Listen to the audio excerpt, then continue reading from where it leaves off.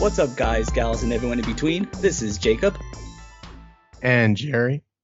and we are very excited to have with us our first ever guest.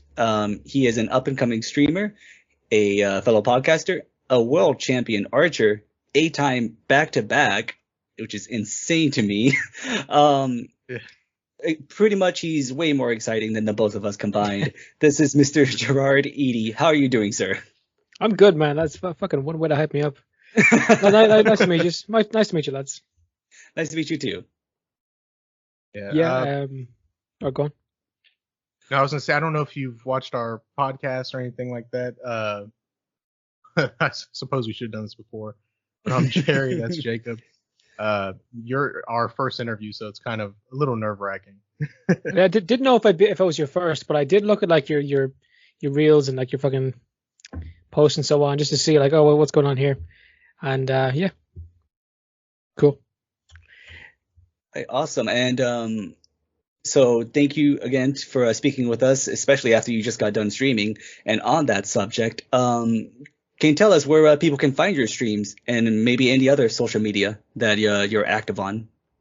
Yeah, if you want to find me, I'm the Irish G-Man on everything. You can find me on even Snapchat now. You can find me on Snapchat. You can find me on Facebook. You can find me on Instagram.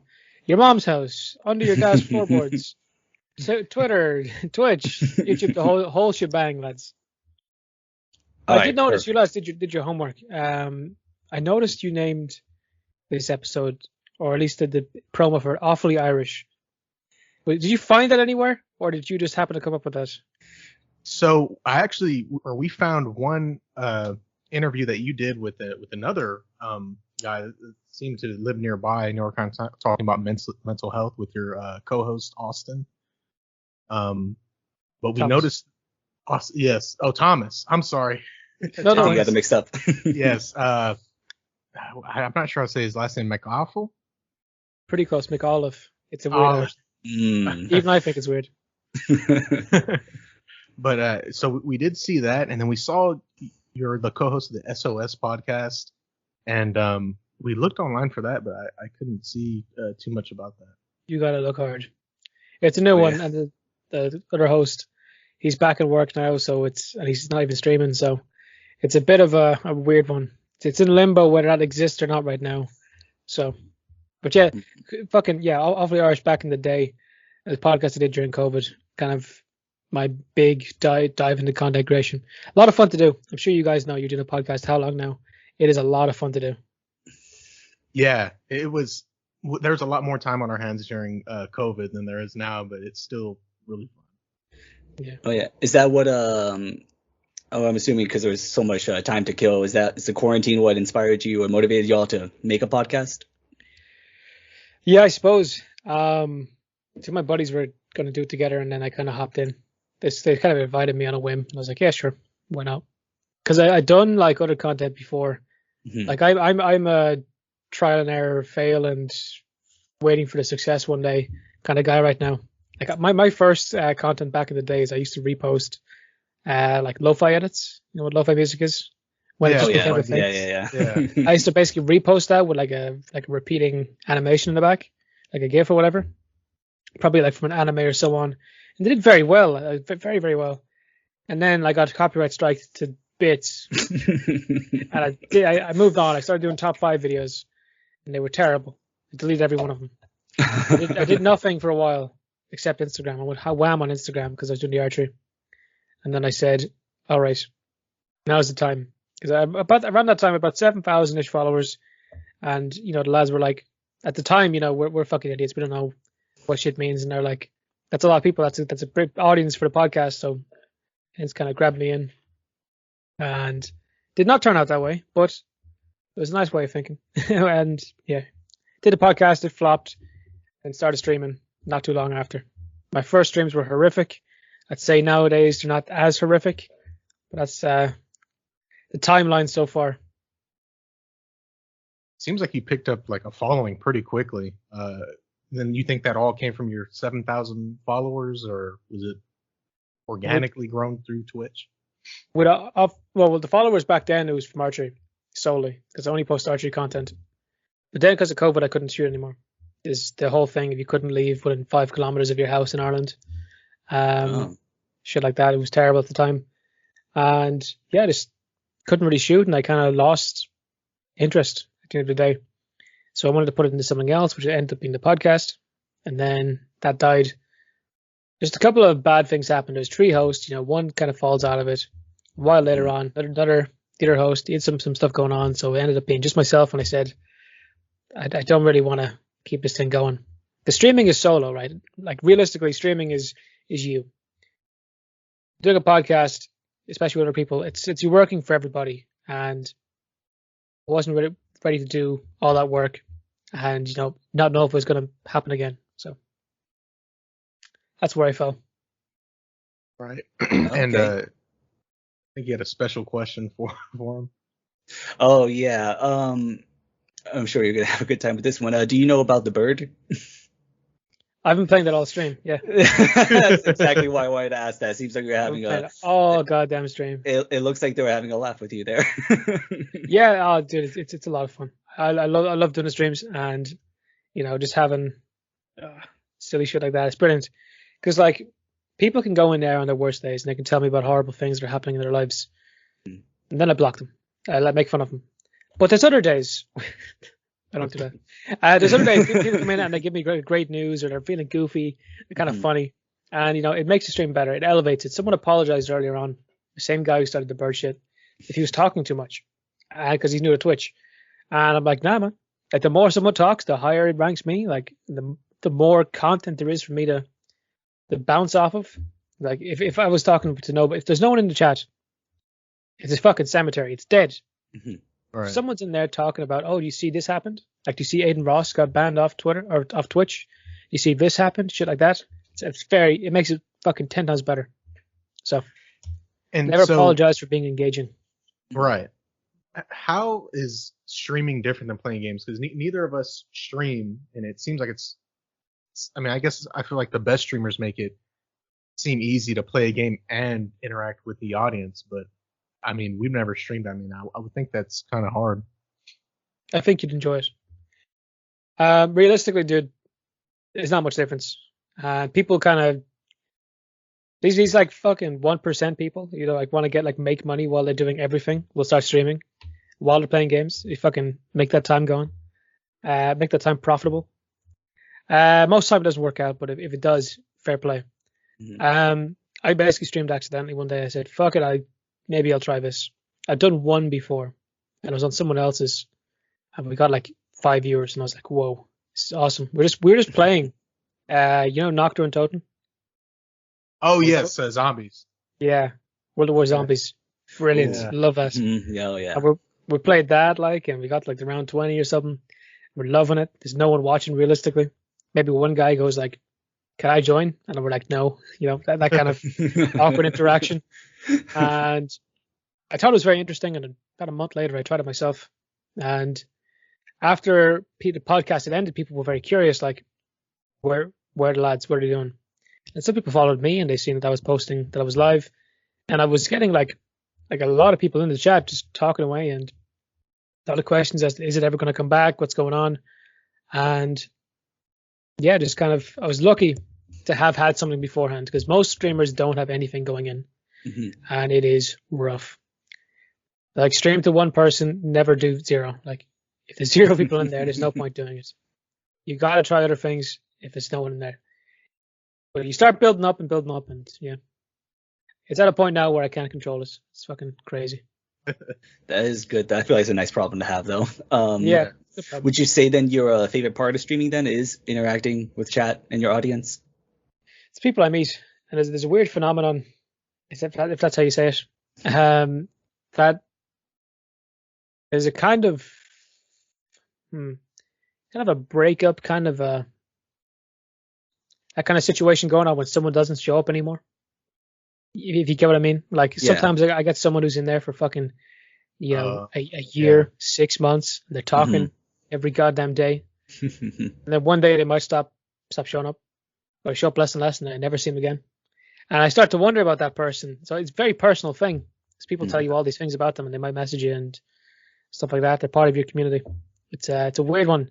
No one ever talks about it, but it is very weird when a regular stops showing up, especially if you have like a close knit community. Like, I'm very grateful to have. I don't even know if that answered your question, but yeah, it's had me think.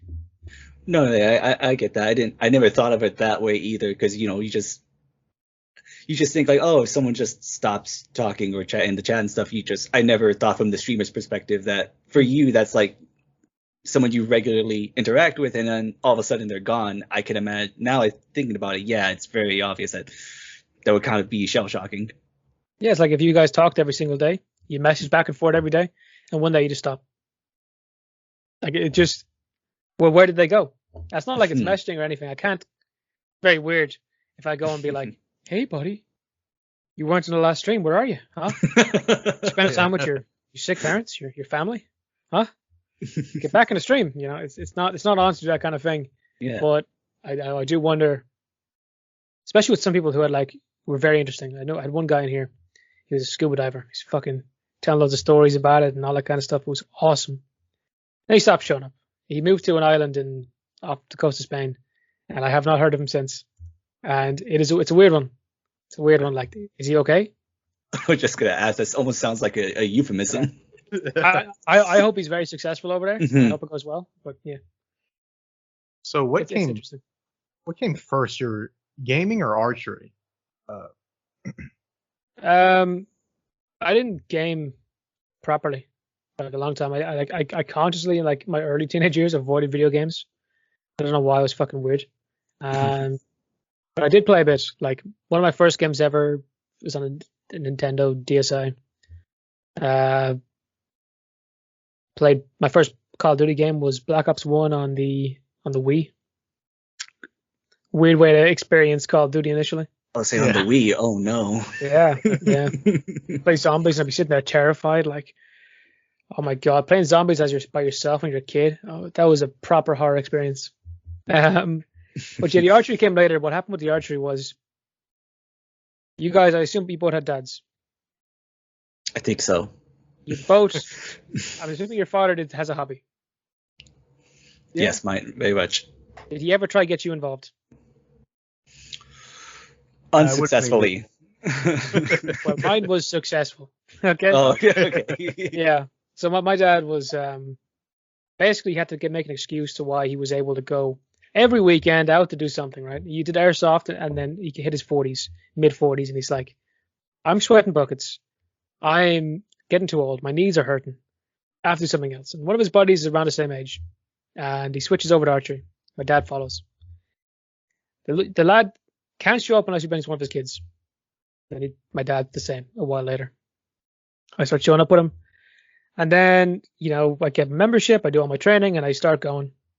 And yeah, the rest of my family gets involved, and within 6 months, the whole family was doing it, and they're all doing it still for the most part, besides myself.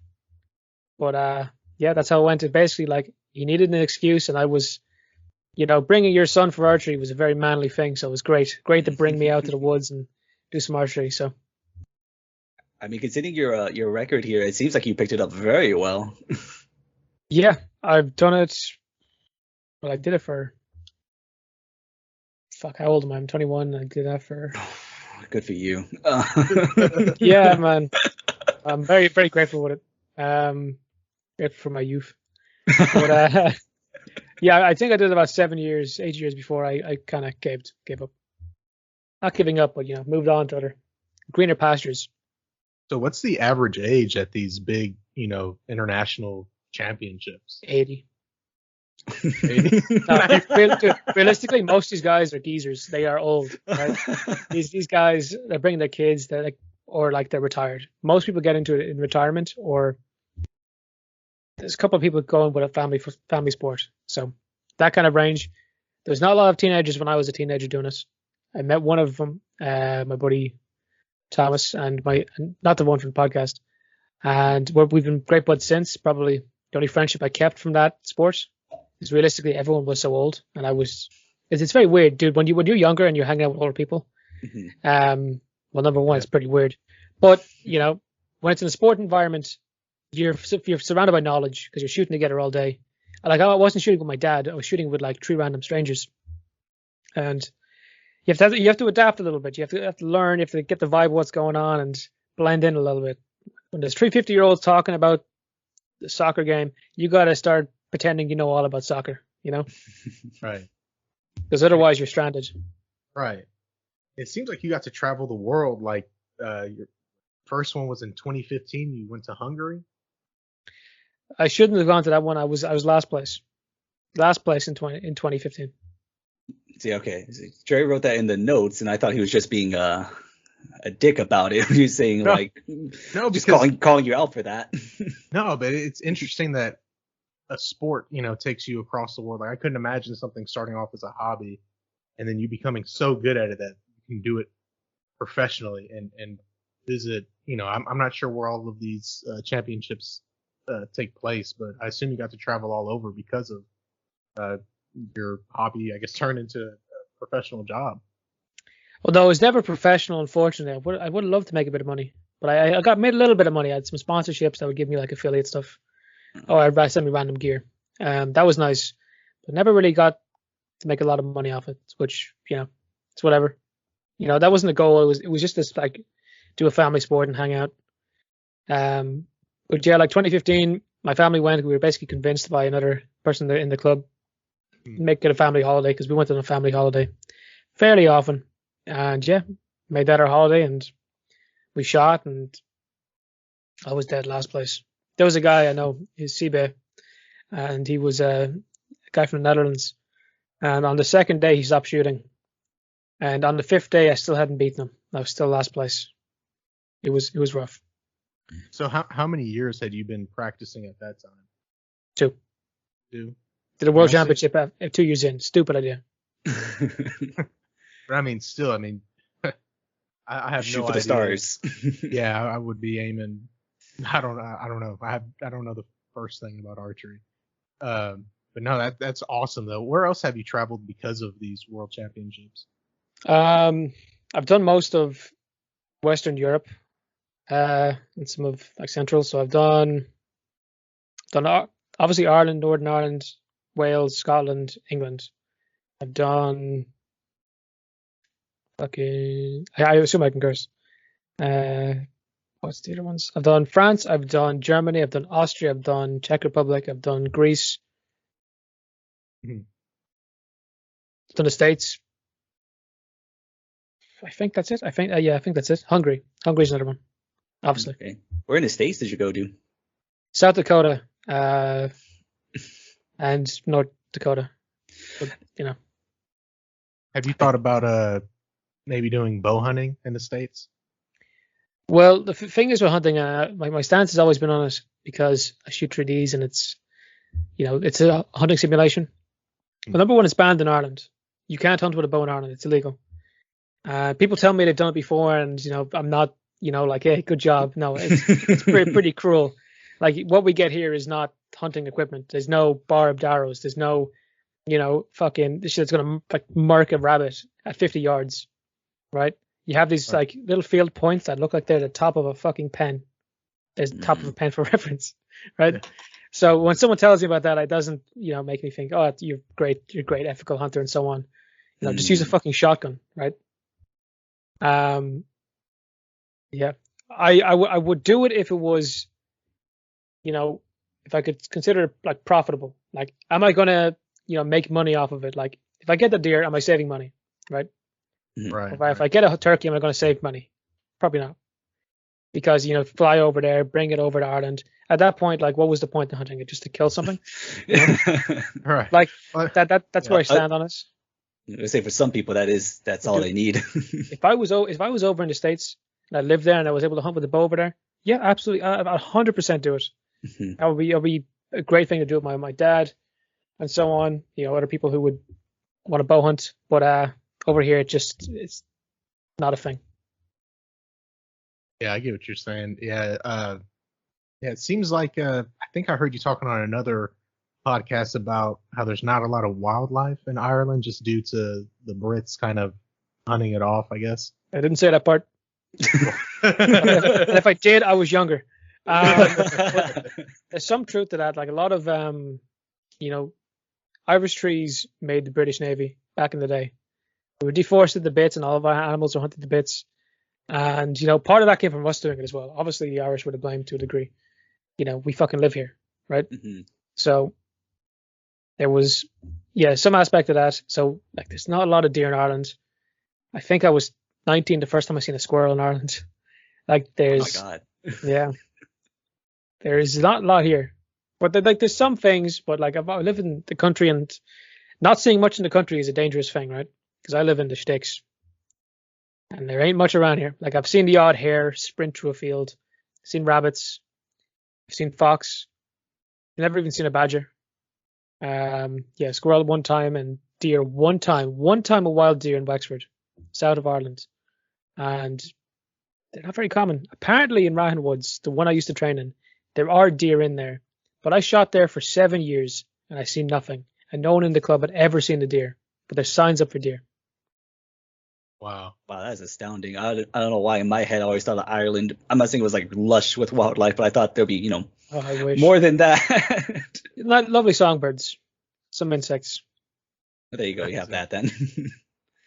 Wow, that's because in some places in the U.S. we actually have to cull the population because they're hitting cars and killing people. Like, they're just going rampant. Yeah, at that point you need a population, right? It's something we're not blessed with over here. Right. So I've seen that you've played quite a few games, quite a few horror games. What's your favorite game or experience that you've had on stream as far as playing games? I saw that you wanted to play like Resident Evil and all that. Are you going to do any of that anytime soon? Play the next Resident Evil that comes out, 110%. Next Silent Hill game as well, 110%. What's it called? Silent Hill R, something. It's like a letter. F. F. Mm-hmm. Yeah, I'll be playing that. But my most eye-opening experience, the most astounding experience on stream, playing the Stanley Parable. Oh yeah, Really? that's a fun one. Yeah, that changed a lot of my thinking on decisions I make in my life. And it's a stupid thing to say, right? But like, that's the reality of it. Like, I spent 8 hours playing that game live, and yeah, it's crazy. 8 hours Just straight? Yeah, Ultra Deluxe. Yeah. Wow, that's great. Have you thought about And I hate it because it's one of those things I could never go back and play it. It's never the same experience. That was a game I could only ever play once, and I hate that about it. I love it about it, and yeah, just it's something I think about all too much. Yeah, maybe in like 15, 20 years when you've forgotten about it, you could give it another go. I gave it 6 months and I put it on again, and I felt terrible because I was like, I know everything that happens. Yeah, maybe one day though.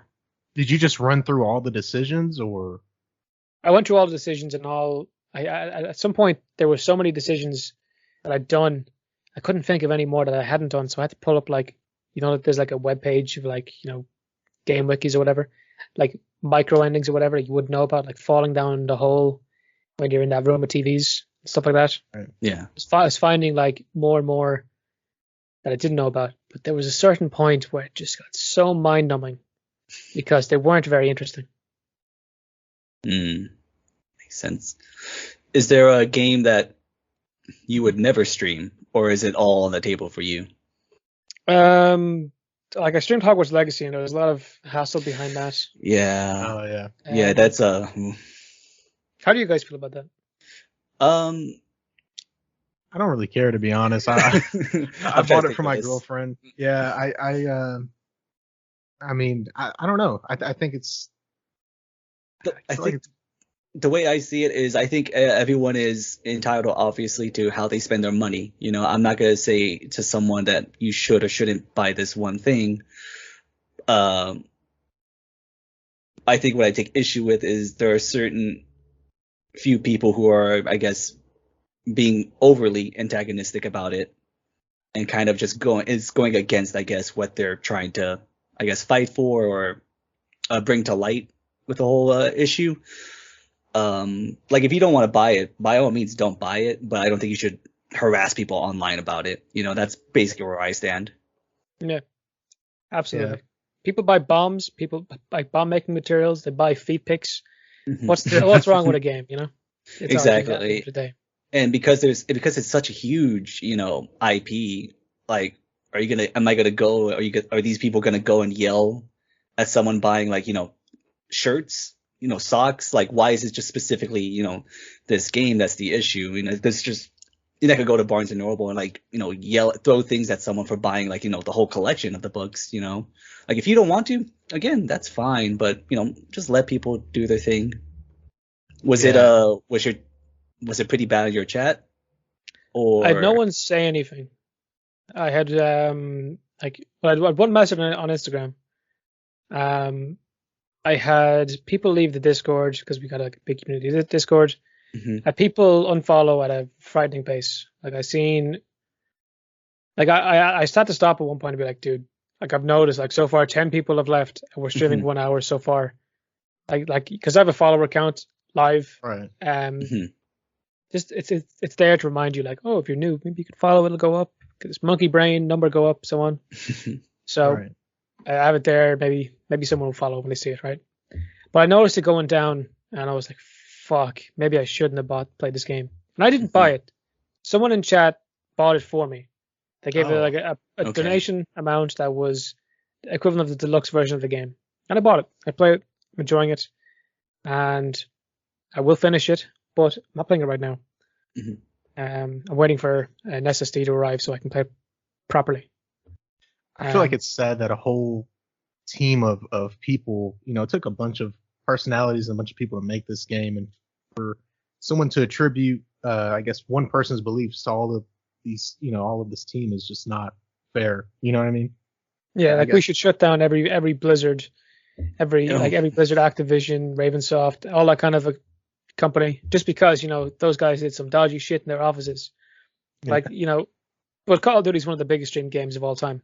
Right. If you look on Twitch right now, it's the #1 streamed game. It constantly is. And yep, they say nothing. Like there's no one on fucking Twitter right now like, oh my god, it's so bad. We should have a proper discourse about the idea of people playing Call of Duty. You murder people as well. Like you can fight the fucking Taliban in that game, right? You can just murder civilians or whatever in some of their games. Have you ever heard of No Russian, right? Come on. Oh yeah. Yeah. Like I mean, how bad is Wizard game, right? Hocus pocus, skedaddle skedoodle, your dick is now a noodle kind of game. It means nothing. Yeah. No, yeah, for sure. Oh man, I was about to say, yeah, we had a conversation about like controversial games like that. I never would have thought we could have done like a part 3 to that, and one of those games would be just a licensed Harry Potter game now. Yeah, that's Postal is a controversial game. Yeah. Hogwarts Legacy shouldn't be in the same bracket, right? nowhere Come near on. it. No. Yeah, I would say, yeah, I remember like the first 2 weeks that came out, that was just, can't really put it any other way. It was just a shitstorm online. It was just awful. And it's starting to calm down now because, some people can stay that mad. God bless them. But for most people, it's just time to move on to something else to yell about. Yeah. Yep, there's a lot of that. Let's go complain about this thing now, right? So have you or are you interested in playing Dead Space, the new one that just came out? I mean, if it's not a situation where someone gave a donation amount that would, suit it, then sure. But realistically, Doesn't catch your eye. I never played the originals. I told you guys earlier, I didn't play a lot of games growing up. Right.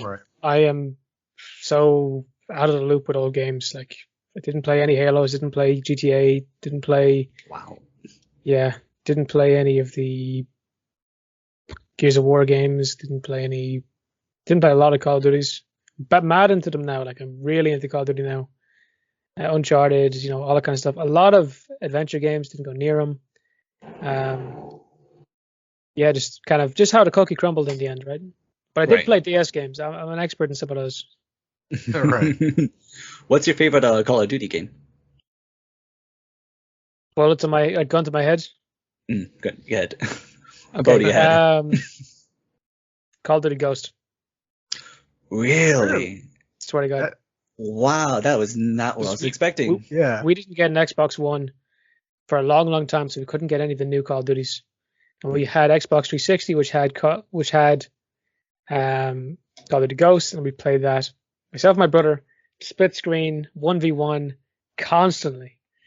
I was one of the best players in the world of that game, like ranked one of the best players in the world of that game.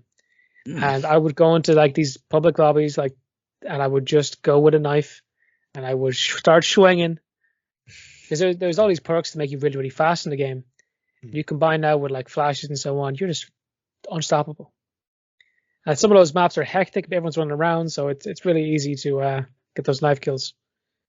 But that was probably one of my favorite games. I learned the most about COD from playing that game. Extinction was fucking dog shit, but multiplayer was I never good. played that one. I don't even think I've heard of that one. Yeah.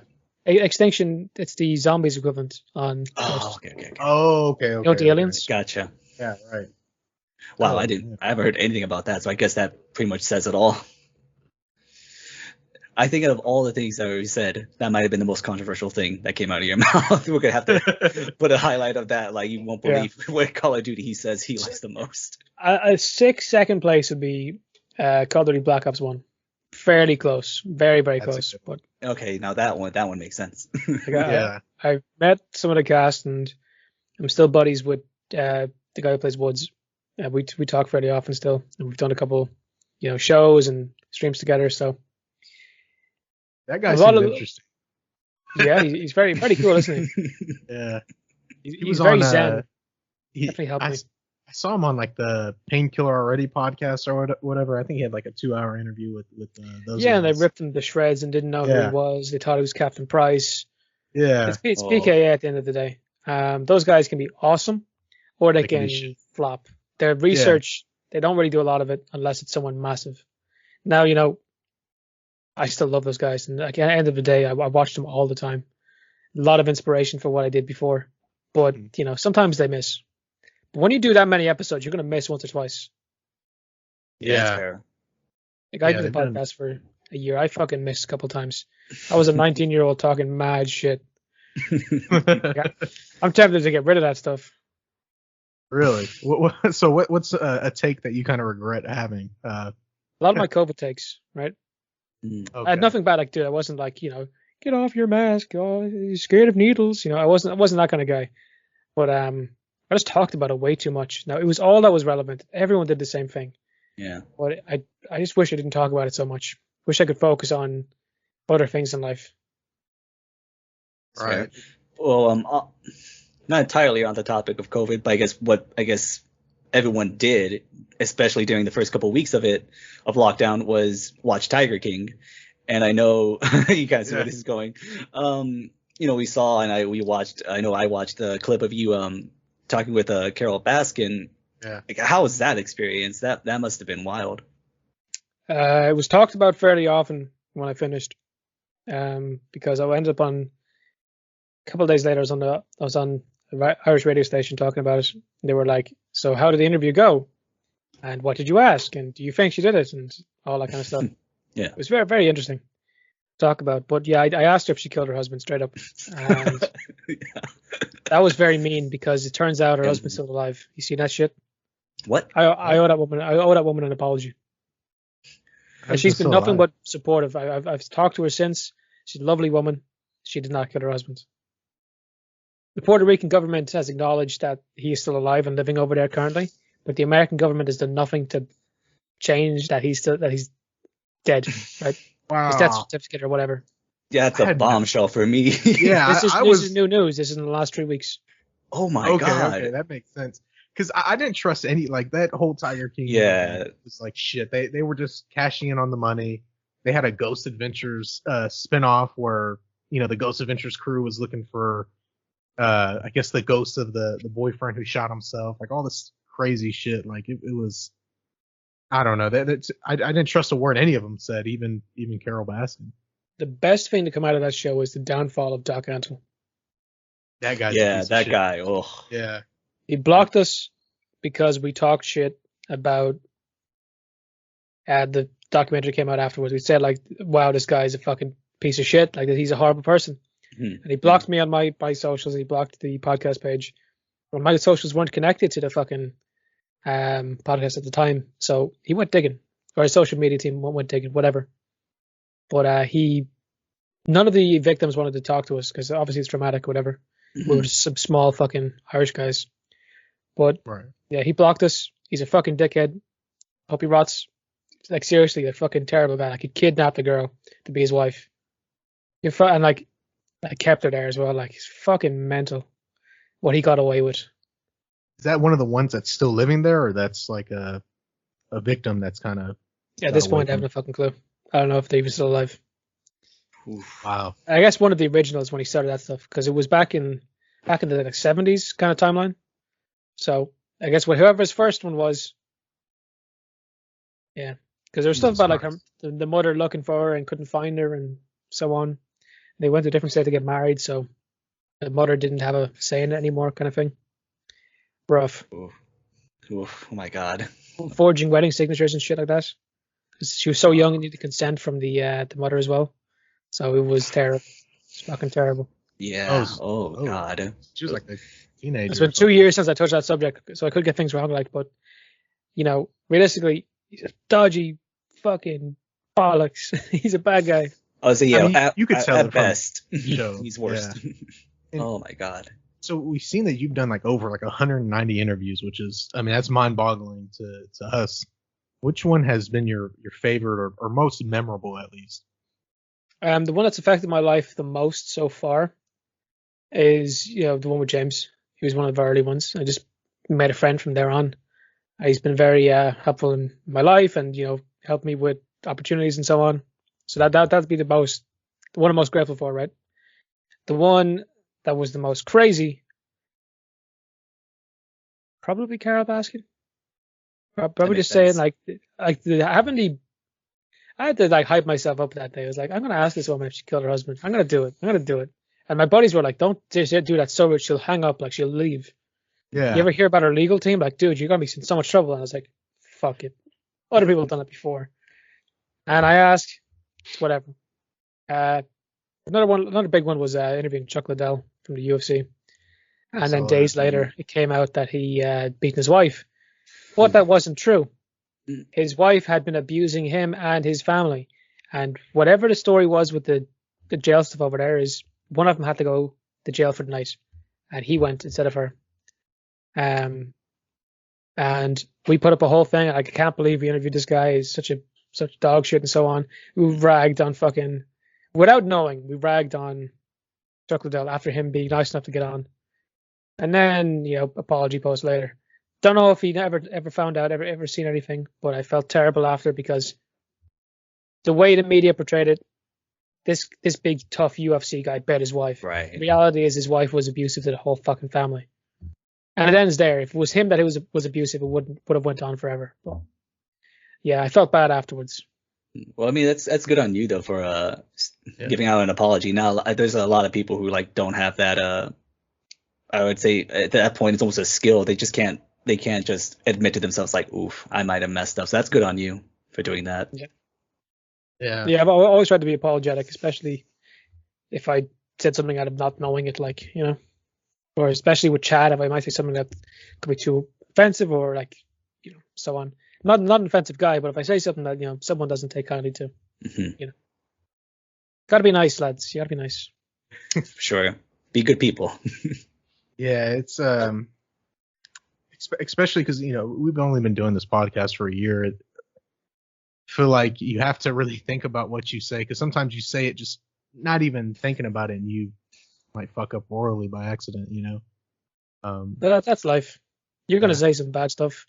Like when you guys were kids, you probably said some stuff that wouldn't fly today, right? You have no idea. You have no idea. Like I'm the same. It's so what? It's back in the day, and realistically, all you can do is be better now. Yeah, exactly. Yeah. Like I know what we're both fortunate for is that we didn't have any kind of like social media back then to like, publicly say these things. It was just more of like, we said those things, don't do that, and we can move on. We don't have to worry about digging through our old posts or tweets or anything like that, going, get rid of this right now. Yeah. Someone ever does it to me, you're a loser for digging that far.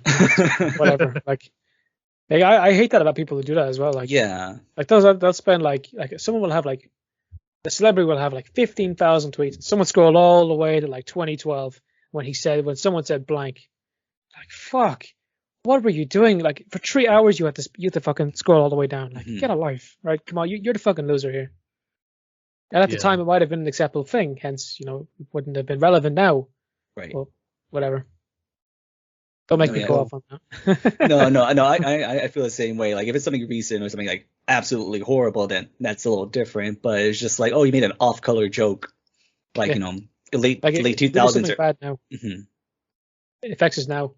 Put us in trouble. Put us in big trouble. Whatever. Back in the day, who gives a fuck? Yeah, the goalpost has definitely moved from 2012 to now. I was say it was a Wild West. Yeah, especially when you look back on YouTube and Twitter and stuff. It's just like, oh my god, like how did any of this like even get past like the editing phase? Yeah. Have you ever thought about playing any VR games, like or getting a VR system? I don't know if you have one. I do. One of the ads I did last year, I did a. Oh, that's not the right one. I did a Tullamore Dew whiskey ad, and I had to sing, and I had to put a VR mask on my face, and it was my own. I did the audition with it on because they were looking for someone with a VR helmet and a VR headset. Oculus Quest, Oculus Quest 2. That's what I have, and yeah, I love it, dude. I haven't turned it on in a while, but I play it loads. I did a 1v1 in VR. I did a Pavlov 1v1. I did. Never done VR chat because you never know what someone might say. Yeah. And that's like it's meant for kids. The one that's actually sponsored by Facebook was like meant for kids. But I went on there to play the paintball or whatever, and it was like just creepy adults. Yeah, it's weird. But what can you do? People will be people. They'll do whatever they say they want to do. And the reality is most people don't make content. So most people aren't very careful what they say. Most people go to school, they get a job, and they don't really give a fuck about what they post on Facebook or Twitter or YouTube, whatever. They might never do it. So they can go on and they can start saying all kinds of stuff on those games or whatever, and it doesn't affect them. Doesn't matter. They could be even like big streamers. Like you could find like I Show Speed or I whatever his name is, or Aiden Ross in there under a different name, and you might not clock the voice, and he could be saying all kinds, right? Like so. Yeah, I Show Speed is insane. That's a rabbit hole. I don't know if he got banned today. I seen something earlier because I was doing a just chatting stream today that him, Aiden Ross, and who's the other guy? Bruce Drop him off got banned, perma-banned today. Yeah. Oh. Yeah. I think I heard with Aiden Ross. I mean, there's a laundry list of reasons he could have been banned for it, but one of them was a big one was genders. That was it today. Oh, was it? Okay. People were thinking it might have been because he streamed the whole Super Bowl. Seen that too. But two things at the same time. Yeah. Realistically, from a business point of view, probably a bad idea from Twitch. But on a moral one, yeah, go for it. Insane. Yeah. I don't know. I feel like some people, they just don't. I mean, these are people that make millions and millions of dollars. You think they'd be more careful what they say, especially somebody like Aiden Ross who's getting all of these deals from multiple different companies. It seems maybe not anymore, still. It seems like you've interviewed people who've worked in war zones. I mean, that just, I don't know, that just seems insane. Who's your most memorable out of, I guess, that category? What's his name? Bruce something. Not Bruce Buffer, Bruce. He's the guy who plays Russell Adler in Cold War. Really? He also is the mocap for Master Chief. But he also was supposed to get a job doing the voice, but then Stephen Downs had contract change or whatever, and he kept at it. So he sounds very similar. But yeah, he's a great one. Interviewed most of the cast of Cold War when it came out. Some Warzone 1 operators. Warzone 2, I have done nothing. I'm not interviewing actively anymore. So a lot of my stuff kind of falls to the side. So, at the end of the day, I'm not really as involved. But I still have a few. If I wanted to get back into it, I could very easily. I still know those people. So how does it work as far as, do these people reach out to you, or are you reaching out to them, or? At a certain point, people start reaching out to us. But back in the day, initially, like we'd send 100 DMs, we get 4 answers. We like I remember one time, 3 of us were typing away trying to get people on. I never knew this was a thing. There's a limit to how many DMs you can send in one day on Instagram, and we hit that limit. I've never done it since. I didn't even know it was a thing. I didn't know it was a thing either. It's good to know. You know what's infuriating? People answered back and we couldn't answer them. But it showed that we'd seen it as well. So, what do you do? Oh man. Oh. I'll say that's probably that would have been our worst nightmare if that happened to us. Yeah. We also had some legendary no's. Like we had Andrew Schultz say no. Oh really? That guy is. Yeah. A comedian. Yeah. We Brendan Schaub say no. We had Ari Shafir say no. So we had some legendary no's. What can you do? At least they saw it and thought it actually answers. Yeah. Yeah, that's pretty cool. You got a response. That's something. Yeah. Brendan Schaub still takes a peek at some of my shit. I had this running theme where I screenshot every time he liked a post or just had seen something on the Instagram story. And yeah, I would love to talk to Brendan Schaub. He's awesome. He's fucking hilarious for all the wrong reasons. Yeah, it'd be entertaining. His co-host, man. What's that guy's name? The older guy. I don't know. You know who I'm talking about, right? Brian Callen? Yes, Brian Callen. Yeah. He is hilarious. And them two, when they get together, Jesus. Yeah, there's something anyway. Oh my God. What I'm loving right now is Bobby Lee and whoever his buddy is. Oh, Andrew Santino. Yeah, those guys are a great duo. I think they're finished together now, but they were a great duo. Oh, they're not doing nothing anymore? Yep. Well, I heard from an interview with Saladino, is that his name? And Schultz that he'd be finishing up on the show with Bobby. Oh, okay. I thought, because they have an interview called Worst Best Friends or something like that, or Bad Friends, I think. And they're posting clips pretty consistently. And I hope they stick together. They're great together. I didn't know Bobby Lee was 50. Yeah, he really? does not Oh God. Yeah. I feel like he really screwed up. Yeah. He really screwed up with Kalila, man. Yeah, he kind of just friends with benefits thing, and his heart was being ripped apart by doing it. I would never recommend anyone does it. I know another buddy of mine did something similar with a girl, and then she got with 2 of his friends, and he is in bits about it. And it just sucks, dude. You just gotta have your self-worth in there. To think ahead. Yeah. Yeah, for sure. Have you looked at any other forms of archery, historical archery? I don't know if you've heard of an archer named Lars Anderson. I know who Lars Anderson is, yeah. Have you ever thought about getting into any of that? Well, Lars Anderson does this thing where he shoots very fast, just speed shooting. But he says it's this old technique and so on. And he got a lot of shit about it because while it made a great viral video at the time, there wasn't a lot of there was some truth to it, but there wasn't a lot. And he's a great stunt guy. He does a lot of stunts for different movies and so on, and is a stunt director and so on for some of them too. And I don't know, people might have shot like that back in the day, but not to the same level as what he's doing now. I've done some speed shooting before. I can shoot at the time. I could shoot 3 hours and 2 seconds. It's not very fast, but it's under one a second. But yeah, no, I never thought about that kind of stuff because I've always been stand in position, get the arrow back and let it go and do my thing. There's different shit like that you can get, and there's no rules against it. I don't know if you guys are into martial arts or grappling for one. One of the biggest names in grappling. Yeah, he admitted that he's on steroids because they don't test for it.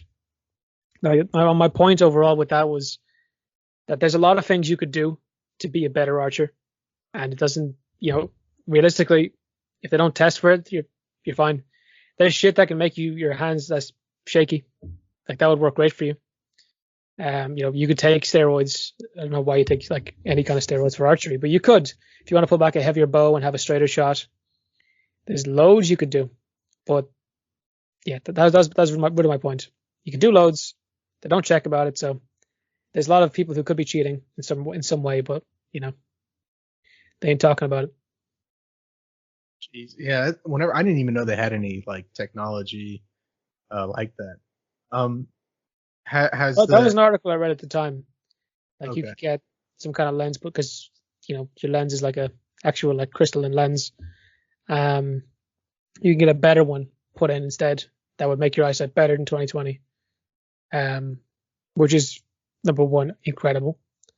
Yeah. It's one of those transhumanism things where they try to augment their bodies in different ways and so on.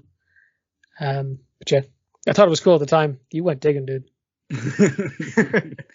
Yeah, it was an interview. I'm not sure exactly. It was like looked like a smaller guy, but kind of seemed like obsessed with murder and I don't know. It seemed a little odd. No offense to him. Describe him more. He had an orange shirt on. It was like the Something Blank podcast. I don't know. Out of the Blank podcast. Yes. Yeah, there it is. Yeah, that's a guy who's been doing podcasts forever. We hopped on his show, and he never spoke to us ever again. I've messaged him plenty of times, and I've never gotten a response. I think I pissed him off something awful. I don't even know why. But he put up the episode. Okay. Yeah. I mean, he just maybe he had a weird energy or something. I don't know, but it was just a little something was off. I don't know exactly what, but I'm glad you also felt that. Yeah. I made it like maybe 10 minutes into that. I'm like, I don't think I can watch the rest of this. Yeah, because he booked like my buddy Thomas, and then asked if I'd do it after, and I was like, yeah, sure. But like, who goes to like a podcast and books like one by one? Like, it's pretty weird. Yeah. Whatever. Yeah, that Like, imagine I was like, could I only talk to Jacob today? And then like, could I talk to Jerry afterwards? Would that be okay, guys? Like, no. This is a duo. Duo over here. What Oh, sorry, Jerry, go ahead. No, you're good. Okay, so I guess for the foreseeable future, is your focus solely on streaming? Would you like to do are there any other projects you'd like to try out or revisit some old hobbies or anything like that? I'm in a weird part of my life right now. It's honest to God. My last year of college, I did a level 8, which is the highest I can do for bachelor's. I did it in 3 years. The standard is 4. Even for like a level 7, it's a 4-year thing. So I really went fucking crazy with my courses. Bad idea. I'm coming out early.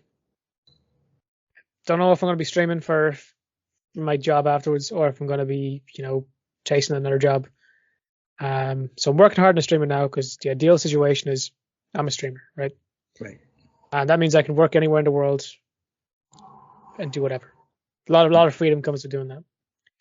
But I am probably looking at more marketing jobs. Like I did my first client pitch for college fairly recently, and it was a weird experience, but I did fairly well. So ideally, I'm streaming, but I don't know if I'll be honest. Revisiting other hobbies, archery I probably won't. Like maybe on and off, I'll go, but don't know about it. One of my things this year is one of my first esports tournaments. See if that works. Okay. And I was developing a game for college. I didn't really get to finish it, but I have a buddy of mine who graduates from a game dev course, and we're looking to finish it together with our buddy James C. Burns voicing in the game and having it done by the end of the year. So we're trying with that. Could you shed any more light on that? Maybe what kind of game it is? I told you earlier on, it's a game that changed my life in some way, and we're doing something very similar. Okay. Cool. So it's just all right, kind of in the same vein, but maybe a different path. Your own twist. Yeah. Well, you think what's the difference between the narrator's voice and James C. Burns' voice? That's going to be different. It's Woods, right? Yeah. It has to be. That's there. Like it's going to be crazy. Never mind. You two guys putting a lot of effort into it. Like he's done games. I've done games. So it's not a hard thing to pull off. It just takes time, and hopefully sooner than later it'll be done. There's plenty of games that were done as indie games, and they did very, very well. And being a streamer, hopefully I can tell my buddies about it and send a couple of free copies out, and people might talk about it. So we'll see what happens with it. But yeah, let us know. We'll be more than happy to buy it. I'd love to check that out. That's very exciting. Because nothing's quite came out like the Stanley Parable since then. I mean, they even had another game, I believe, called the Beginner's Guide. They have another game, and it's got a weird name. Beginner's Guide, I believe. Dr. Langishkov, The Tiger and the Terribly Cursed Emerald, a whirlwind heist. And that was a 21-minute experience. The group, what they're called? Crows. Where is the rest of your stuff? But yeah, that's the group who did it. What's the Beginner's Guide? I've never heard of that. So that one, it's kind of weird. It's like it follows. You actually have to have a PC that has no more than 4 cores in the CPU, otherwise you can't play it without doing some kind of workaround. But it's kind of like a diary of, I guess, one of the creators. They had a friend who was kind of messing around making video games, and is kind of going through some of the little pieces that he made, and it's just a really weird concept, because it's kind of like the Stanley Parable, where there is a narrator and he's explaining, but it's just these kind of unfinished levels that are very basic, I guess, in design, and he's kind of trying to explain what his friend might have had going through his mind. It's just, I've heard of this. Yeah, it's the now you described it, yeah. And so I've played that, and then I've played the Stanley Parable, but every time I play it, my computer crashes at the part where at the very end, or the normal end that you reach. Very weird. Guess you're not meant to have a normal ending, Gerard. Yeah. You're made for something more. I guess so. There you go. And so you said you're interested in Silent Hill. Did you ever play PT? There's a mobile game version of PT, and I've looked at that because you can play it on PC, and I'll probably play it out on the stream fairly soon. But realistically, I was too young at the time to play any kind of horror game like that, so didn't get a chance. Resident Evil, I've only played 2, like Resident Evil 2. I've played Resident Evil Biohazard what was it? 7? I think it's Biohazard, yeah. 7, yeah. Whatever that incredible series was. I've done that. That's about it. And I interviewed a bunch of the sisters from the Village game. Myself and Becca Pruitt would still be. We talk occasionally. She was I think the ginger sister. Mm-hmm. And we talked to the blonde, we talked to the other one, the brunette, and Lady D was so full up with interviews we couldn't get her. We were told we'd get her, we didn't get her in the end. We finished by the time. Yeah, I imagine that'd be impossible to book her at the time. Naturally. So with that, would you be interested in? Well, I mean, I'm sure you are, but like, any plans to like maybe stream Resident Evil 8 Village soon? Maybe. It all depends. Like, realistically, it's a money thing, right? Right. It sucks to say it, but it is the reality of the situation. Mm-hmm. I'm a streamer. I only make so much off streaming, and I gotta think, if I buy a $60 game, do I get a return on investment? Is it gonna be boring? Do I even like it? And how much of my income was it? Like, was it 10%? Was it 25%?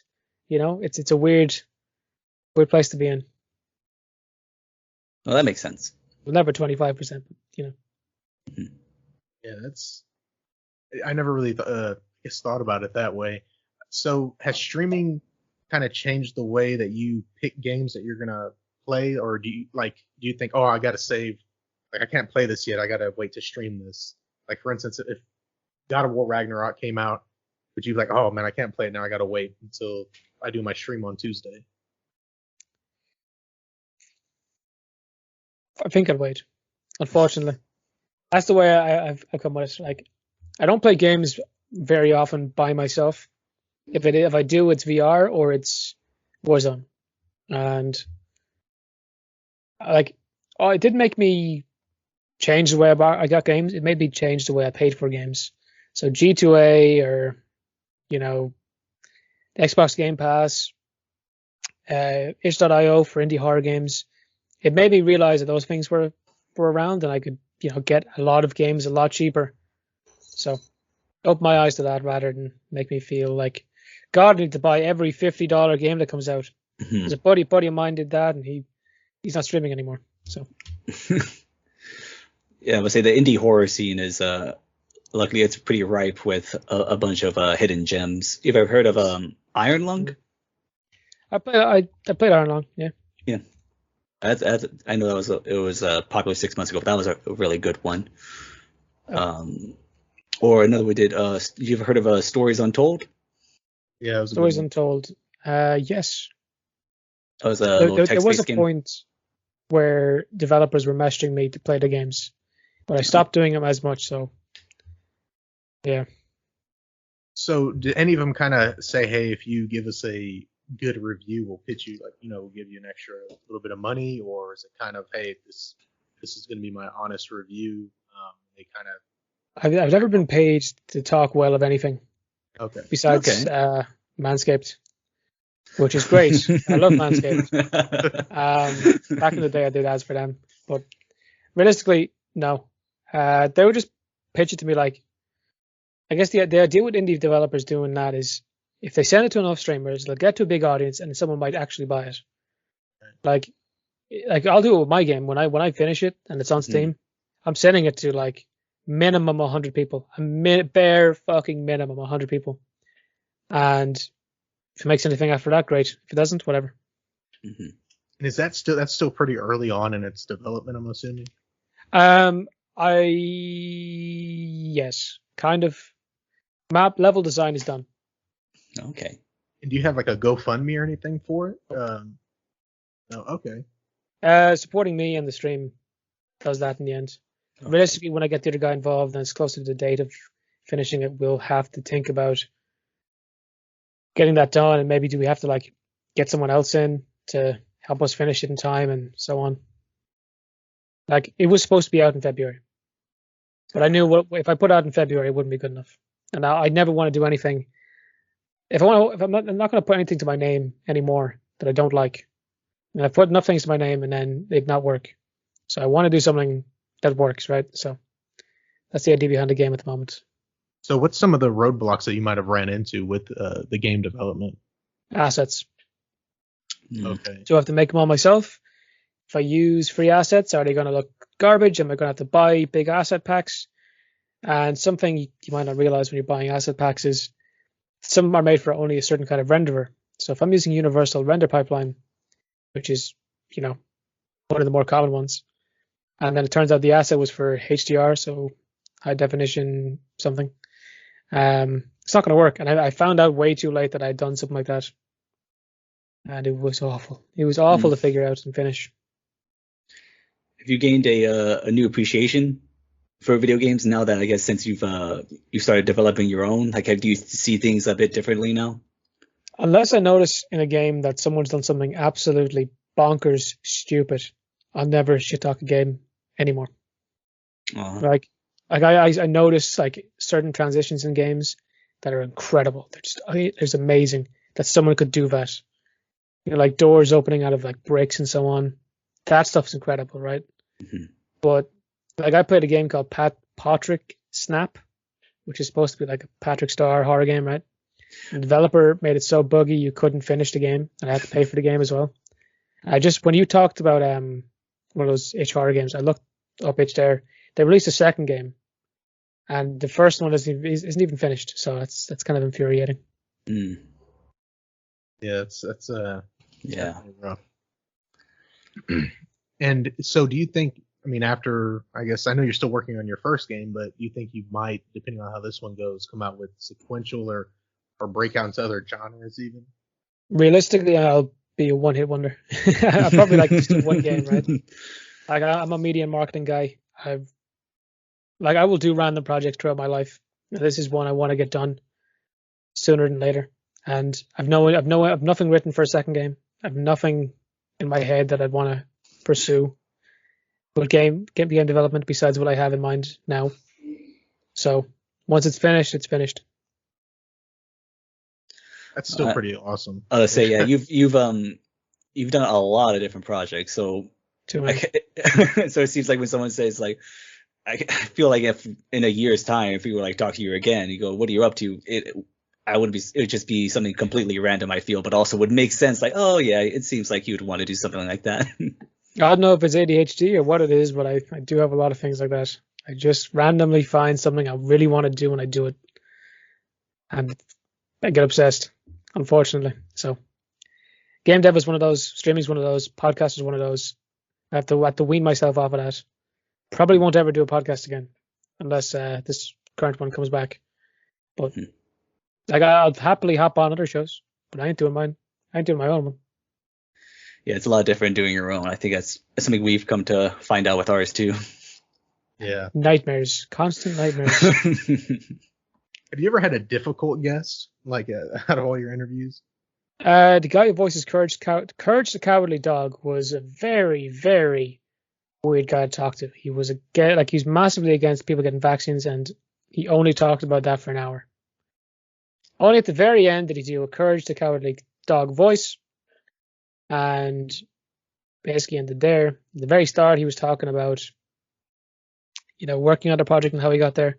I know nothing about, after talking to him for that long, I know nothing about, his role in Courage the Cowardly Dog in comparison to what I know about his hate towards, vaccines.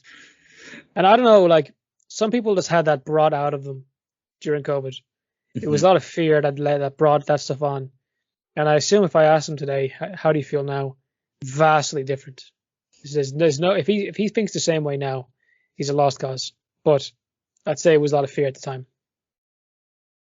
And did he give you any hints, I assume, during your during your messages to get him Never. on? We did 2 calls before he got on. We messaged and we then we emailed, and then we did 2 calls, and then he finally got on. So it was a lot of hassle to get him on. But I kept trying to change the subject during the interview. It was funny to watch. He would just bring it right back to shots. Yeah. Calculations. I got This to whole look that thing up was, now. you know what I'm trying to say. You know what I'm saying. I know you can't say it, guys, but you know what I'm saying. I'd be like, yeah. That's when you talked about stuff you want to get rid of. That might be one of them. Obviously, I don't agree with him. You can tell by me, but I was just like, yeah. Anyway, what was it like being a dog? I'll get to that in a second now. It was Just internal screaming, oh my god. because you would never expect this out of a guy who plays a goofy purple dog. Right. Yeah. Oh my god. Come on. Yeah. That is unexpected. Yeah. Yeah, I was gonna say. So I know you said you wouldn't want to do another podcast, but let's just say, in this crazy world, you had you could do one. They just want you to do one more episode, but you get to choose the guest. You get to choose who you talk to. Who would be the one person you talk to for one last podcast episode? I did it because I wanted to gain better understanding of the people I spoke to and myself. Mm-hmm. So I don't. I think David Goggins. Oh, that'd be an interesting one. He'd make me feel like a bitch. He convinced me I'm the biggest slime piece of dirt on the planet. That's sometimes what you need. So if you know David Goggins, I assume you know Jocko Willink too, right? Of course. Oh yeah. I'm not really scared of Jocko. Yeah, that I'm guy. terrified of David Goggins. Yeah. Jocko's like just some random dad. Like David Goggins, he jump in ice during a fucking storm just to feel something. Yeah, I watched something saying that when they went to go repair his knee, the scalpel broke on the tendon. Like the tendon couldn't tear through it. I heard that. Yeah, that's insane. Yeah, I don't know, man. I just feel like the whole interview. That's insane. Yeah. The whole interview would be like, stop being a bitch the whole time. Go run right now. What are you doing? Start interviewing me like. What are you doing with your life? I talked to a streamer now. I talked to Dr. Disrespect because I could learn a lot off him. I definitely could. And I'd love to hear what he could say. If he wasn't in character, I'd love to hear what he has to say. I didn't know he was actually like a giant. I mean, I didn't know for the longest. 6'8", 37-inch vertical leap. That is Yeah. insane. Yeah. I'm 5'9", dude. He fucking demolished me. Are you worried about like obviously you're still growing, but if you were to ever make it to like Dr. Disrespect's level, would you be worried about people kind of doing the stuff that they were doing to him? Like, you're in Ireland, but he was having to worry about drive-by shootings or stalkers or anything crazy like that. There's a lot of crazy people. Well, I've had weird breaches of my privacy before. Like a weird one today was my Snapchat isn't displayed anywhere. You couldn't find my Snapchat if you tried. It's not Gman. It's not my name. It's nothing. Mm-hmm. But a graphic designer searched it from Instagram just to message me. I didn't message them back. Oh, so he put some work in then. Wow. Yeah, I'm gonna post it up later. I had a screenshot of it. It was it was just ridiculous. Like, how the fuck did you find me? Yeah. Was it like a work proposal or what? Here's my prices. Would you like one? I always say yes, and then I ghost them. Because man, if you're gonna be a dickhead, you're gonna send 400 messages a day. You get a reputation for being a dick. Harassing streamers left, right, and center. I'm gonna dick around with you. Now, maybe I shouldn't have. Maybe I should just be open and honest and say no, I don't want it. I do it myself. But then they get pushy or they get aggressive. I don't like that. We call a lot of names by graphic designers. Yeah, that's insane. Yeah, that's one thing I worry about, especially since both of us kind of have, we have jobs and careers outside of here. Definitely don't want these two worlds to collide. What do you guys do? I'm in the industrial field, manufacturing. A lot of we make plastics essentially. Like a technician, like a machine technician. Yeah. He's that kind of technician. I'm a lab technician. So what are they? He would bring me the samples if we worked at the same place. That's cool. It's a lot. The way to describe it, it's nothing like the movies. It's a lot less interesting than it sounds. It's a lot like the office job, except instead of paperwork, I deal with acids. That's about it. And do you guys get a lot of free time, like when you work, or are you swamped? It really depends, man. What's crazy about my job is everything could be calm, and the next second there's an issue, a mechanical issue, and the whole world just comes falling. So it really depends. The thing that I like the most about it is the schedule. I work like a DuPont schedule, so I swap from like days to nights. And I hate that. I hate that so much. No. I would hate that. Yeah, I know. Well, so the cool thing about it is we only work like 14 days a month if we got no overtime. And so that is kind of nice, but realistically, if someone calls off or whatever, there is a lot of times where you get forced to work.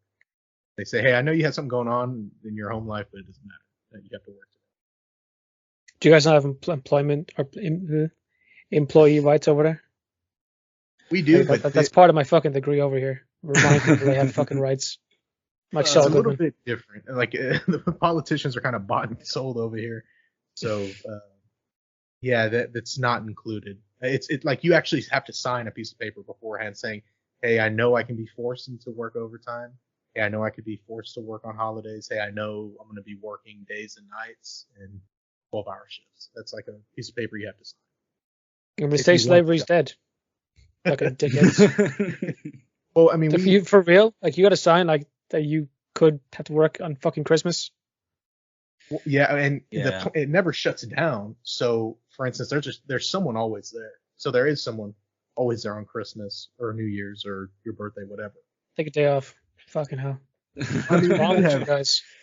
No, he's got that crazy schedule. I'm a little more fortunate since I work at a smaller plant, so it's while there is almost someone always there, it's not nearly as chaotic as the things he'll tell me. Like if I do work weekends occasionally, but it's 5 hours, so it's not a big deal. I just go in the morning, leave early afternoon, and then I'm good for the day. Yeah.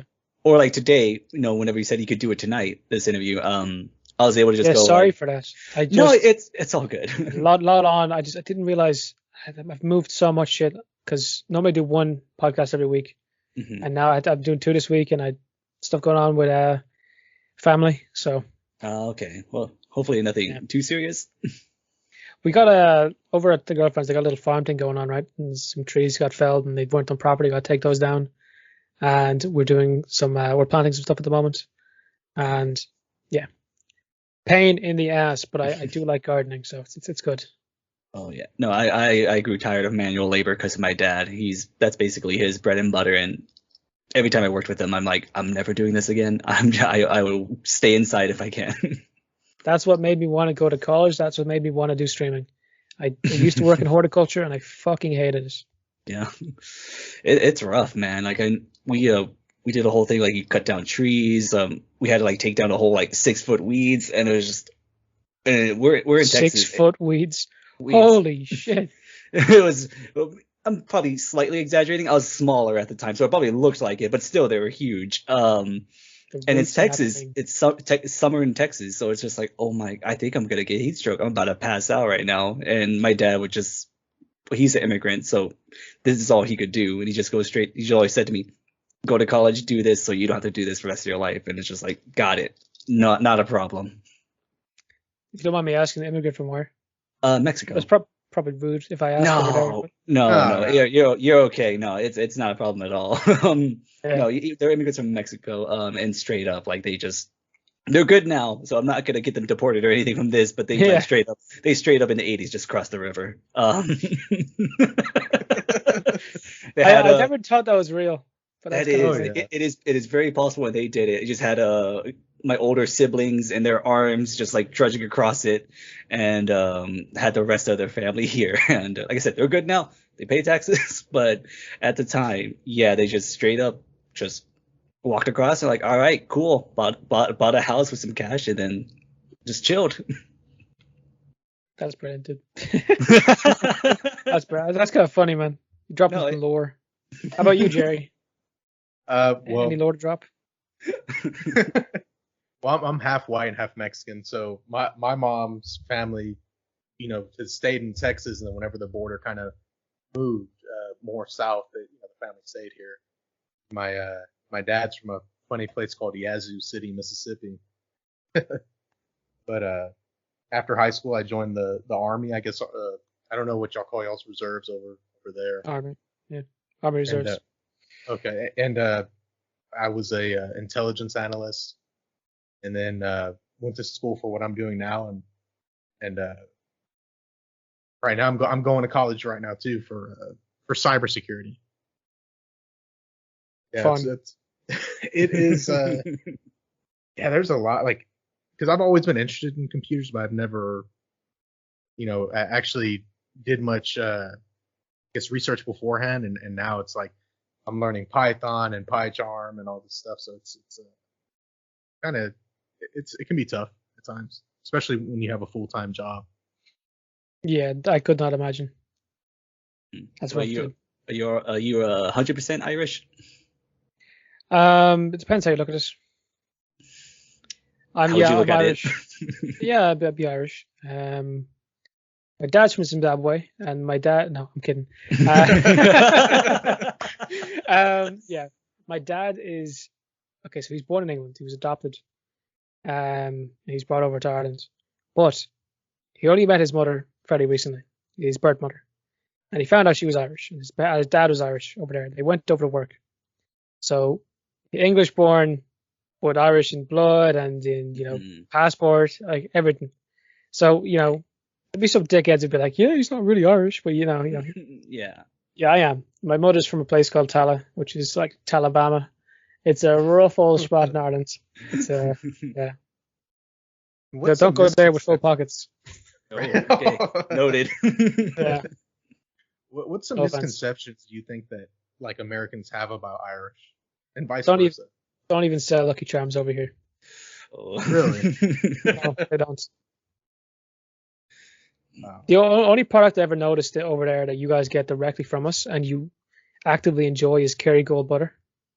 Oh yeah. Literally just comes from here. One thing I noticed about you guys use mayo on your sandwiches instead of butter. What's that about? To be honest, I don't really use all that much mayo. I mean, some people though actually, like, I don't know, make a grilled cheese sandwich instead of using butter, they'll fry it up with mayo, which I Oh no, see that's disgusting. No, do not condone that. Yeah, Yeah, no. I've never done Like, that before. Absolutely not. I put mayonnaise on my regular sandwiches, but if I'm toasting something, oh, absolutely not. Could you test a butter one right now? What's going on here? I did this with two ghost hunters. I got one of them.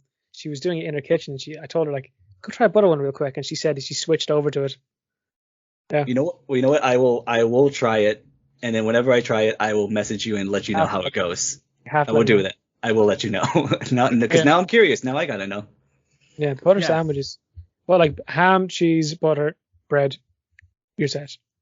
All right. Yeah, I have to try that out. I never. Yeah. You're looking at me like I have 10 heads here. Like, this is just normal cuisine. Europe, was making sandwiches before the States was even founded.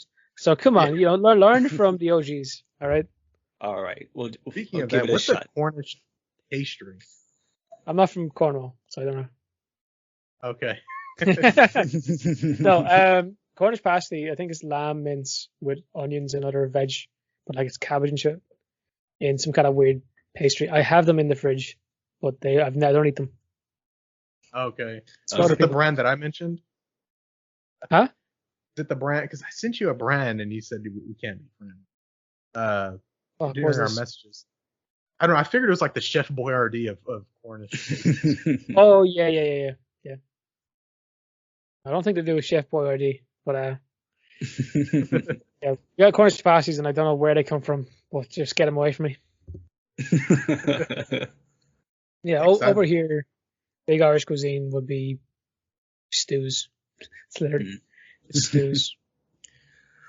Is there any other, I guess, American cuisine that you look at and you go, what is this? What are they doing? I went to the American all-you-can-eat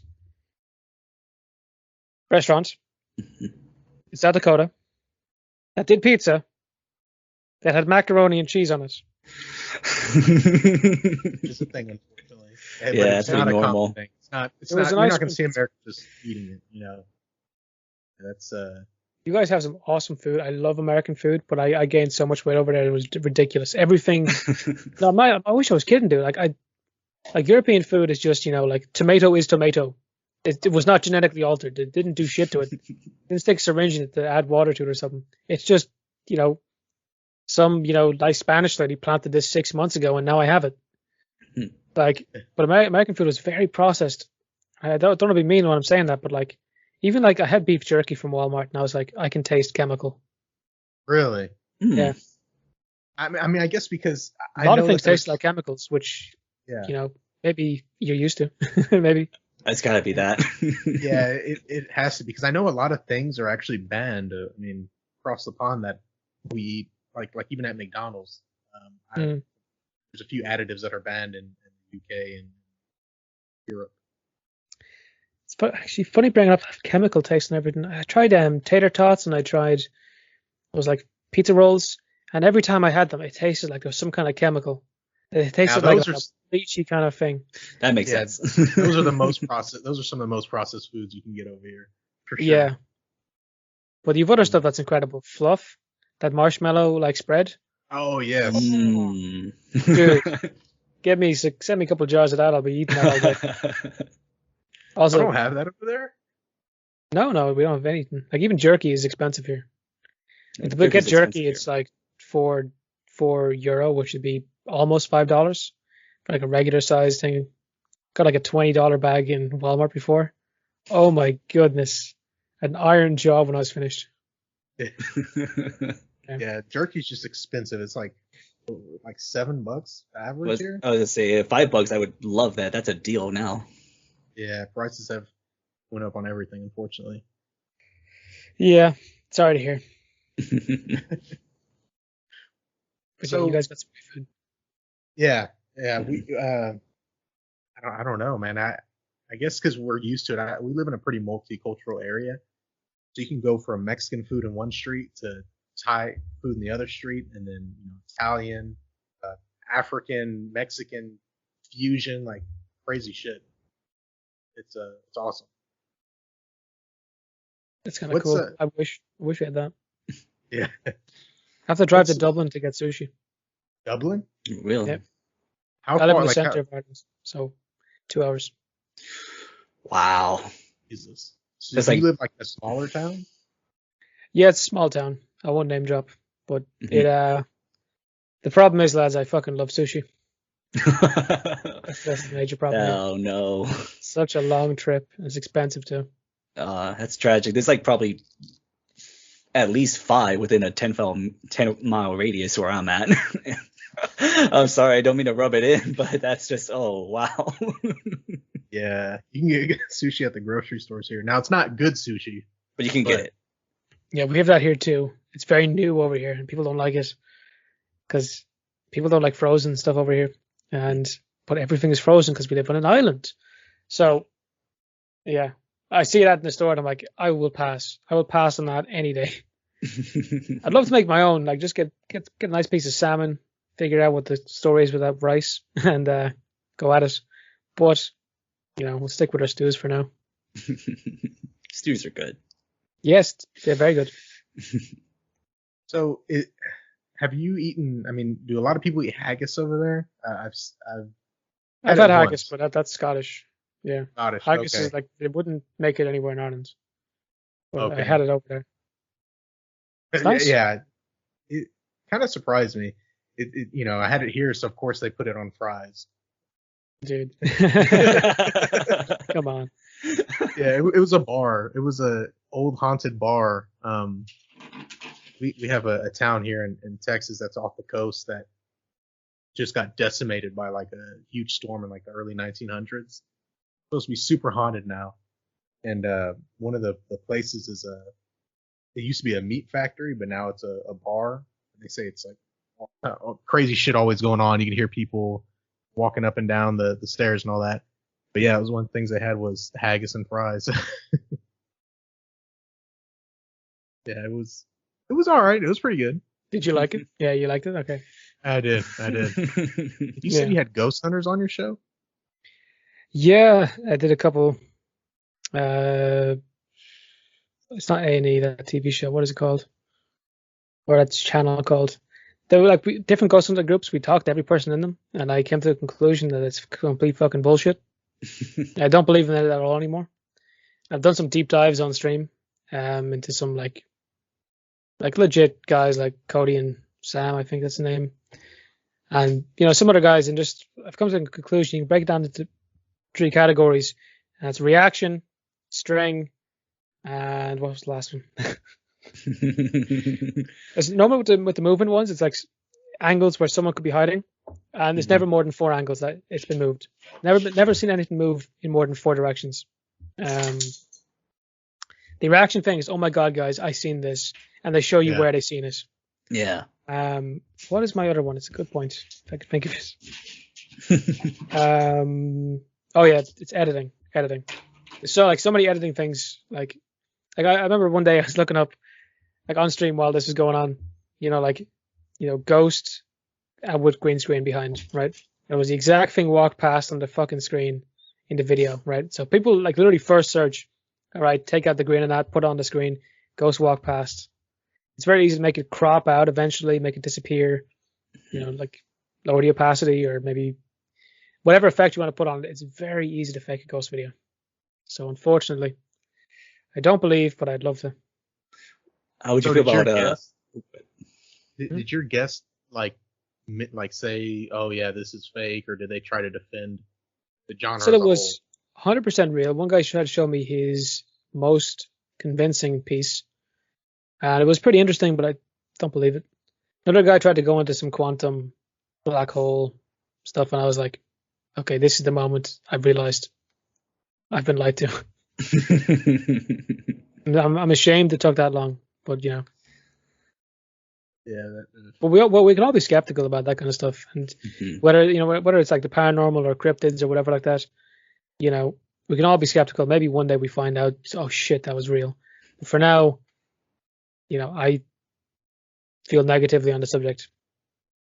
Yeah, when I was in basic training, I think our barracks were haunted. There's like 100 men in this room sleeping, and you'd have to do something called fire guard, So there's two people that I don't know if you've seen Full Metal Jacket before. There's that guy who stays up. So everybody would do that for an hour, and you'd wake up the next crew and then go back to sleep. And you would see the door open because the restroom light was always up, and you had to keep account of everybody who's in the room, how many rifles were in the room, and make sure that number was accurate. So if a drill sergeant came in the middle of the night, you could report to him. He would double check and make sure that those numbers were accurate. Well, we saw the restroom door kind of open, so I went in there to go check. No one was in there. It was the weirdest thing. I mean, and these bases are old, so I don't know.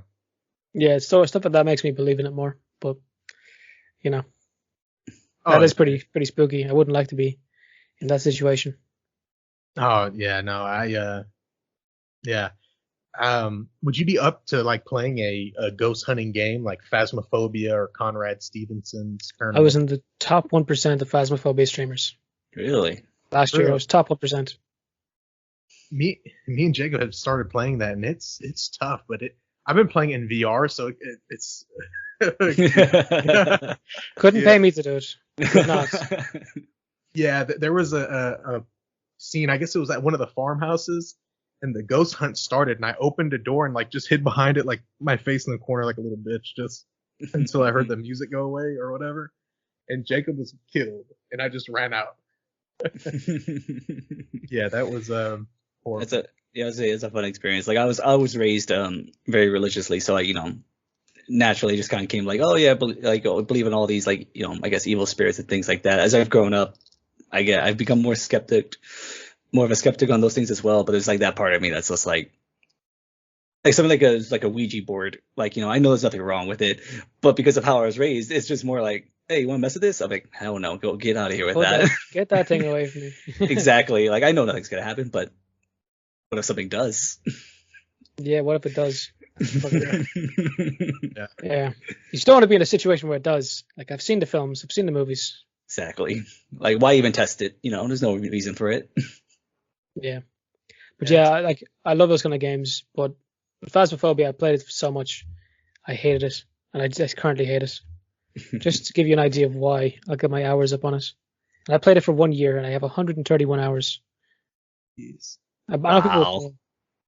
But it was too much for me towards the end. Oh yeah, because it gets like really crazy in the really end levels. Repetitive, dude. I'd go in blindfolded and gagged and half beaten to death with one leg and half an arm, and I'd go in and figure out the ghost in one move. Or just it's not scary after you see the ghost so many times, right? The scariest time I ever played Phasmophobia was the first hour.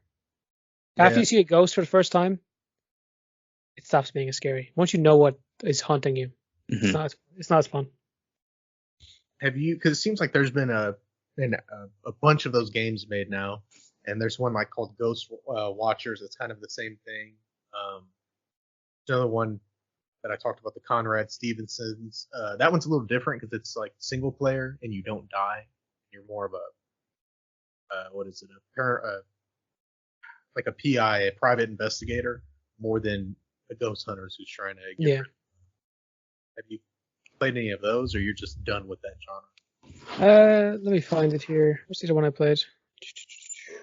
It was an Egyptian one. What was it called? I played Devour as well. Where is it? Forewarned. Yeah, I've seen that. Yeah, Forewarned and Devour. Devour is very good, but there's only so many maps. It's a great attempt. Was not finished in time. And yeah, with Forewarned, you need a group of 4. Group of 2 ain't gonna cut it. Group of 3 ain't gonna cut it. Group of 4 minimum. You couldn't do 5 though.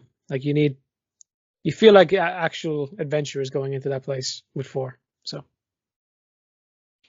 never even seen this Devour one. It seems a lot more. I don't know, maybe more satanic than. Yeah, that seems creepy as shit. What was the most scared you've been in by a game? Shit, it's one I didn't play. It's called Elevated Dread. Elevated Dread? I don't think I've heard of that one. Something's hunting you, and you're like a door-to-door like post boy kind of thing in an apartment building, and this weird thing's trying to hunt you down.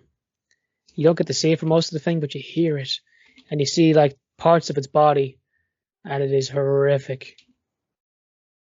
That'd be one of them. I've had a couple moments where I just, shot the bed with fear. But that's one of the more recent ones that, had me way too scared for what it was. I've never heard of that. I'm looking. It's not. Yeah, I'm trying to put it in that. Looking around now as well for other ones. A lot of SpongeBob games coming out. I don't know why. Big thing. Have you seen the Choo Choo Charles? Yeah, it's not as scary for me. That looked. That was just silly, honestly. Yeah. Yeah, I saw it. I thought that was kind of funny. Another good one that just came out that seems interesting is the Sons of the Forest. That just came out. Looked it up today on stream. I'm thinking about it. I'd like to do it, but I'd like to do Kerbal Space Program 2 as well. So I'm a big space nut, and I don't know, just randomly learned a lot about it, and try to teach a thing or two. Like one thing I do with my Prime subscription is I'll go to a random streamer or like one I followed from a raid, and I'll ask them. I could do like a game show kind of thing. I'll ask them like if you get 2 out of 3 right, I have a surprise for you, right? And it'll be space-based questions. Like I did one to a guy called Dwarfinator. He's a guy who has dwarfism, and he's not very into space. He's into like Star Wars and stuff, right? And so we're talking, like, okay, let's see what you know about our solar system. I said, what's the biggest moon of Jupiter? He says Ganymede. Right. How many planets are there? There's 8, and he said some other number. Lost. What's the closest dwarf planet? Third. He got it right. It was Ceres. People would assume Pluto or something, right? And he nails it, and he got the gifted sub. Hey, yeah, that's I don't know. I have no idea. The only one I knew was how many planets there was. Yeah, the other ones had no clue. Yeah, I like to dick around like that. If he lost, I probably would have gave it to him anyway. But it's fun to do stuff like that. Did you just start doing this, or you've been doing this for quite a while? Probably the last 4 or 5 times I've given away my Prime sub. So it's fun. It's fun, dude. Like just go and ask someone a random question to get it right. Boom. There's some money for you. It's a fun game for everyone. Yeah, I mean, especially if you're getting something at the end of the day, it's badass. Have you worked with any other streamers, or you just been solo? There's a lot of like groups, people that work together, and at the end of the day, a lot of it is the leeching off the guy at the top, where everyone's pushing the guy at the top. It's one or the other. I don't like it. Like I've done streams with other people, but streamers are hard to work with because at the end of the day, we all kind of want one thing. That's to make it our job, right? Yeah. There's nothing wrong with it. Like it's just normal. Like most people who will be at the same level, which is such a weird thing to say. I guess they probably feel the same way. Are you worried that making it that big would turn something that you do in your free time into your job, and you just don't get enjoyment out of it anymore? It's hard to not enjoy it. Like if you think about it, like you're playing games or you're talking to people on the internet for money, right? That beats welding. Yeah. No offense to welders out there. It beats working on like an oil miner out in the ocean. Like it's nice. If I got bored of it, I would try to do something else content related, or actually work in TV and stuff like that, because that's what I'm qualified for. But yeah, for now it's working. I like it. It'll be pretty difficult to make me not like it. Yeah, I mean, we don't stream at all, but that's one thing I guess I thought about if I ever, did in a million years make it big like that. If it would just suck the enjoyment out of playing games. But it would be sometimes badass. it has. Right. Like I've played horror games like I've done one after another horror game, and I'm not really enjoying doing horror games, and I'm like, fuck, I got like 2 hours left. Like, God, I keep going with these. Mm-hmm. Like, one would scare me shitless, and I have to keep going. I hate stuff like that. Like, maybe like I'm playing like a longer game that I'm not enjoying. It's hard to name one, but like, maybe there's times I was playing Doom and I wasn't enjoying it as much, or The Evil Within, and I just kept going because I have another half hour, an hour to do. So there's times like that, but realistically, it's whatever. Like, I move on, come back the next day ready. Okay. Yeah, I mean, I don't know. Like I said, I've never streamed before at all. It's something that maybe we might get into later, but as of right now, man, I don't know. Yeah. I just made another podcast, lagging out, and it's like a kind of a group, right? So they do a podcast on the main thing, but they all do their own shows, and it kind of like directs towards the little podcast. So that could be a way you could manage it, like different like offshoots that lead to the Twitch. Like you could be doing this live on Twitch right now, and then Yeah. you can stream in your own time, and it kind of directs towards that, and people can meet. It's like a co-stream at the end of the day. People could see both of you at the same time for the podcast and see you separately for your streams. That's the kind of way they do it, and I thought it was interesting when I met them. Mm. They seem cool. That is. Yeah. That makes sense. So I'll say it's pretty late over there for you. Do you consider yourself a night owl or a morning person? Dude, I've never been a morning person as long as I've lived. I hate it. I heard it's like some kind of genetic thing with it. Like some people stayed up while everyone else slept, like keeping night watch back in the day. How much of that I believe, I don't know. But it's a good excuse as to why I stay up. Making sure everyone's safe. There you go. No, yeah, I know Jerry is a night owl, and then for me, it's if it was 2 a.m. and I was doing this, I would not have your energy, that's for sure. I'd have one eye. Terrible. I'm such a light sleeper, right? My girlfriend, she's peeking at so picture my room, right? The bed has a big window behind it. It's bigger than the bed frame, so you can peek out. She like stood basically my side of the bed, looks at the window to see if my car was in the way, right? And then it wasn't. But just her standing near me woke me up. Boom, eyes open, look her straight in the eyes, and I don't sleep at all. And then I'm such a light sleeper, so it didn't work out in the end. She sleeps like a stone, man. I could be doing this right now when she's around. So I'll say dude, I swear to God, I did this. She came over, right, and she was like fell asleep very early, and I snuck on with the lads for some Warzone.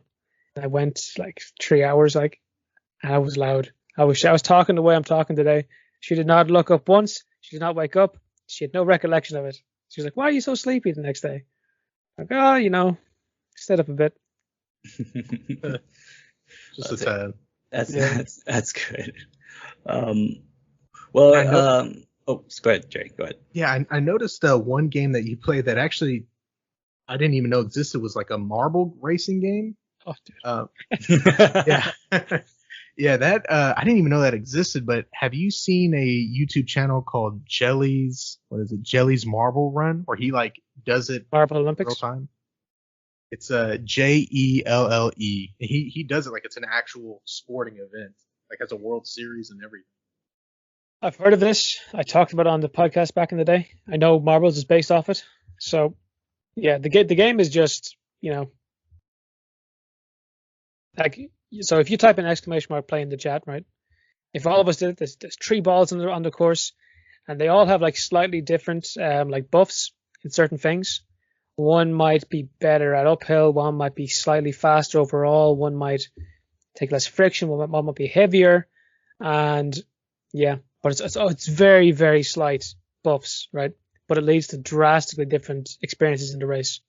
So I play that, and community can engage and feel like they're competing against each other. It's a great way to get the chat started. Yeah, that's why I do it. We appreciate you coming on. I know it's probably got to be what, like 1 o'clock over there or 2 o'clock? Almost two Let's say now, yeah. almost 2, yeah. Jesus. Well, thank you again for coming on, man. But we don't want to hold you up and keep you up for too much longer. I appreciate it, guys. It was nice talking to you guys. Jeez, No, you yeah. did your homework. I always did the homework. I never expected anyone to do it on me, so it was very weird. But I really do appreciate you putting the work on that. Very cool. We were excited. Yeah. Yeah, like I said, thank you again. I know we had some issues with, the messaging and all that. So, I mean, if we didn't hear back from you, we wouldn't have been upset, nothing. But it happened. So the fact that you did make time, again, greatly appreciate that. I appreciate you having me, guys. All right. Thank you. I would say before you head out, anything else you would like to say, or say again, at twitch.tv, the Irish G-Man, all your other socials like that. Anything else you want to plug? Everything is the Irish G-Man. There might be a game coming out, closing up on Christmas. Might be game of the year. You never know. So keep an eye out. We will keep our eyes out for that. And if you need any help with promoting that, just let us know if that's coming out anytime soon. We'll gladly play that. I have now made a friend in the podcast. So it was very nice meeting you guys. And hopefully we can do something again because it was a lot of fun. We're glad. Well, you have a good night, Gerard. Same to you guys. All right, take it easy. Well, thanks, man. Oh, sorry. Here you go. Okay. Well, Jerry, I'd say that was a success. What do you think? Dude, I'm actually surprised it went so well, man. And a big shout out to Gerard Eady, the Irish man on Twitch. Was it Twitch.tv? Twitch.tv. Yes. Awesome guy. Interesting. Surprised me that he actually wanted to know a little bit more about us. I feel like I jumped into it because I just went like, hey, instead of, I feel like we should have definitely, hey, my name's, Jacob and Jerry, but a lesson learned, at least my point of view, I guess. Well, it could have been a lot worse. It was a little awkward at first, but I think right after that, once we got past that whole little who's who, it went really well. Like you said, shout out to him. He was great. I mean, it didn't even feel really weird at all after the first couple of minutes. And we hope that anyone watching this feels the same way. We hope you have a good time. We hope you had a good time with it. Yeah. One last thing too before it. Good job, Jerry. You're a good interviewer. I don't know. I did not feel good, like a good interviewer. I felt like I cut him off too many times. Mm-hmm. Man, that's really cool about freaking Woods from Call of Duty, like being his friend. Seriously, and he's involved with him making a game. Yeah, that is. That's really cool. Hopefully he lets us know. If not, I'll be on the lookout because I would love to support that. It's awesome. Yeah, for sure. And now I gotta try. I try a sandwich with butter. Yeah, me too. I gotta get some of that Kerrygold's out. But yeah. Do you have anything? Man, other than that was just a lot of fun. I'm glad we did that, and again, glad we were able to make time for that. Let's get into it with, man. That was fun. That was a lot of fun. Yeah. Again, thank y'all for listening. I hope y'all enjoyed that episode. I know we did. Mm-hmm. I love y'all. Be safe to everybody out there. To all of our, I guess, constant, fans or people who listen, and all of our new viewers as well. Love you, Jake. Yeah, again, thank you all for all y'all who listen. Again, thank you to Gerard Eady. And, it's been a lot of fun. And I'm glad now we're at a point where we can at least, start getting maybe new people on here. That's great. And, one last thing, too, before this final sign off, this will be the first time that the video form of the episode will release with the the normal audio one on Spotify. That is going to happen since this is a special one. It's a guest, so I'm going to make that happen. So whenever the audio version comes out on Spotify, I will make sure to have it ready to go on our YouTube. So be on the lookout for that as well. And again, big shout out to Gerard. Can't say that enough. So with all that though, I love you too, man. I love all y'all listening. Thank you for your time, and Be good, y'all. See ya. See ya.